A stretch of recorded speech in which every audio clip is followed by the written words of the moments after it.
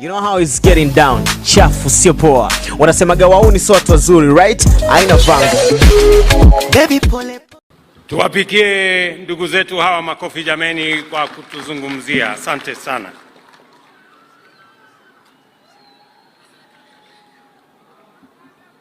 "60 years ago, on a day like this, Kenya took its final step of the freedom struggle to become a sovereign republic. I am delighted to have the privilege of leading our nation in celebrating this milestone in our journey to national independence. According to the vision of our forefathers who fought for this country's freedom, independence was intended to bestow on us the gift of political as well as economic self-determination. This anniversary gives us the opportunity to gather as a family and reflect together on how we have fared over the course of 6 decades.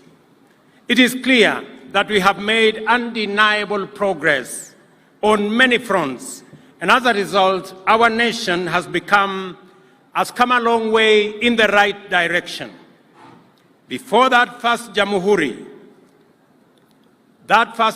Day, Kenya's sovereignty was exercised by an unelected foreign and colonial power for the benefit of an occupying minority.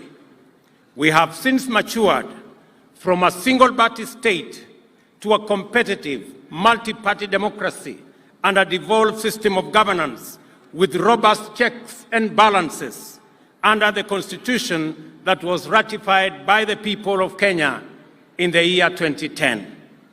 Along with the maturity of our democracy, Kenya's institutions of governance have evolved significantly.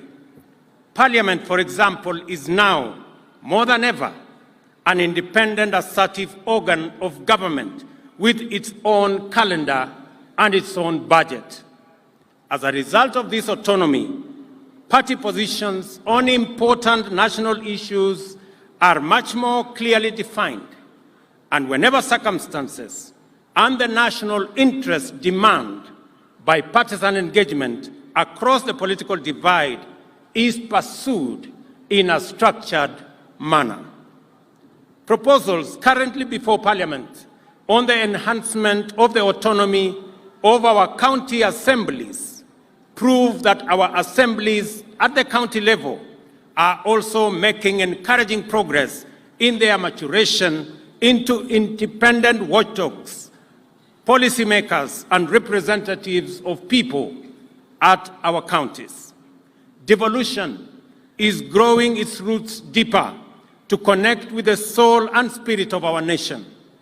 We have consistently allocated more resources and made them available on time, and supported measures to further empower county assemblies to become good stewards.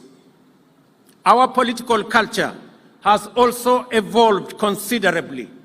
We are now committed to making sure that at every election, our democratic competition is less about personalities and tribes and more about issues and the national interest.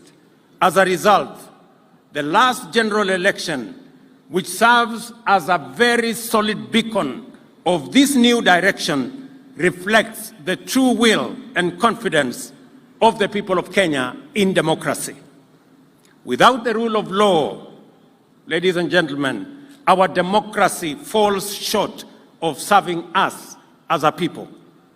The judiciary, which is our nation's foremost anchor of the rule of law, continues to grow in its capacity to authoritatively discharge its constitutional mandate and make justice a right of every Kenyan. To provide effective and efficient services to the people, we have enhanced resources available to the judiciary, promoted respect for its independence, and submitted to its authority in order to deepen our credentials as a nation guided by the rule of law. To complete this framework of institutions designed to safeguard and promote constitutionalism and the rule of law, our constitutional commissions and independent officers have evolved to discharge their mandate in accordance with the Constitution and in the most constructive manner in support of good governance. The IEBC, Commission for Revenue Allocation, the Salaries Remuneration Commission, among many, have lived up to their constitutional expectations and Kenyans' aspirations. Today, there is much to celebrate about the strides we have made for the last 6 decades. The democratic credentials of our political culture are solid and our institutional maturity beyond any doubt. Fellow countrymen and women, 60 years ago, we certainly were far from where we are today. The progress we have made is undeniable. Our peers at that time, nations like South Korea, Singapore, and Malaysia, have similarly made immense progress in democratic and institutional maturity. They have, however, made much more economic progress than we, and as a consequence, we are much more advanced today. They are much more advanced today than we are. The point at which we stand today is the culmination of the collective endeavor of our nation's founding generation and those that came after them. The vision, which inspired their struggle and sacrifice, was one of a united, free, democratic, and economically prosperous nation. They fought for true sovereignty, which envisioned political democracy and economic prosperity. Our forefathers made huge sacrifices to win for Kenya the freedom we celebrate today, and the generations that followed have made their contributions progressively to bring our state, society, and economy to what it is presently. We gather today to express our gratitude, celebrate their legacy, and contemplate our contribution to accelerating future progress. In our democratic and political journey, we have made tremendous sacrifices and progress, from a single party to multi-party, personality and ethnic parochialism to issue-based and national politics, from violence and intolerance discourse to orderly and peaceful elections. However, we have not made as much progress with our economy.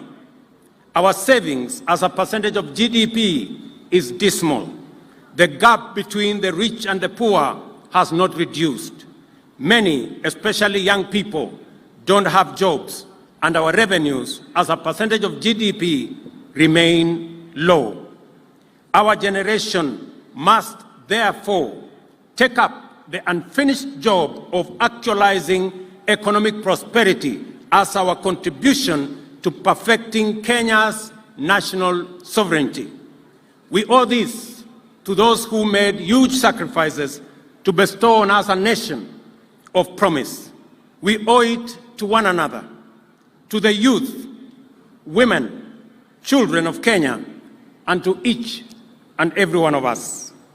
The responsibility of our generation, beginning with this administration, is to make smart choices and necessary sacrifices, just as our forefathers and those who came after them did. And the choice is to match our economic progress with our democratic and political achievements. This is the assignment we took up on day one, the 13th of September 2022, and which we have been painstakingly undertaking for the past year.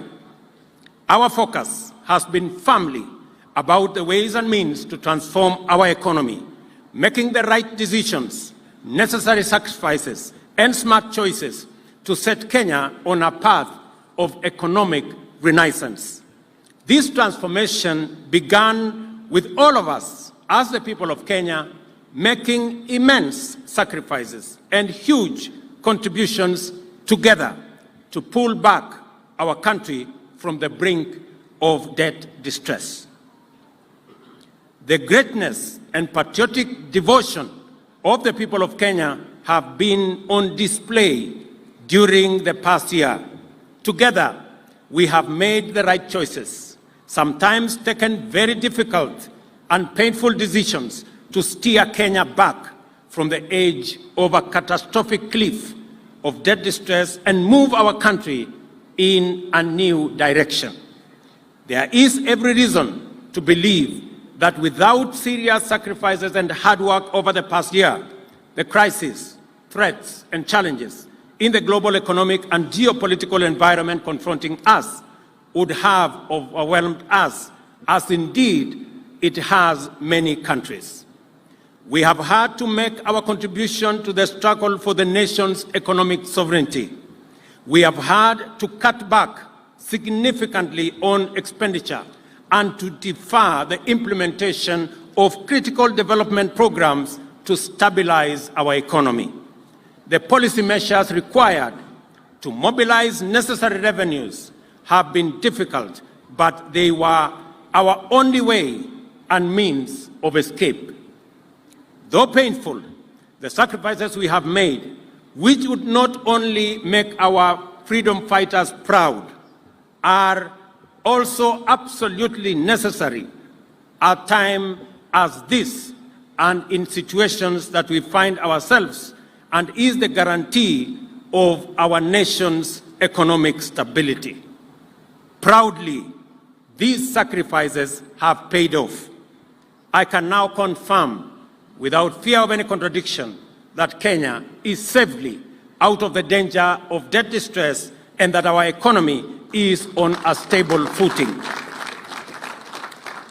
The economic indicators point to good news. Inflation is now 6.8%, down from a high of 9.2% a year ago.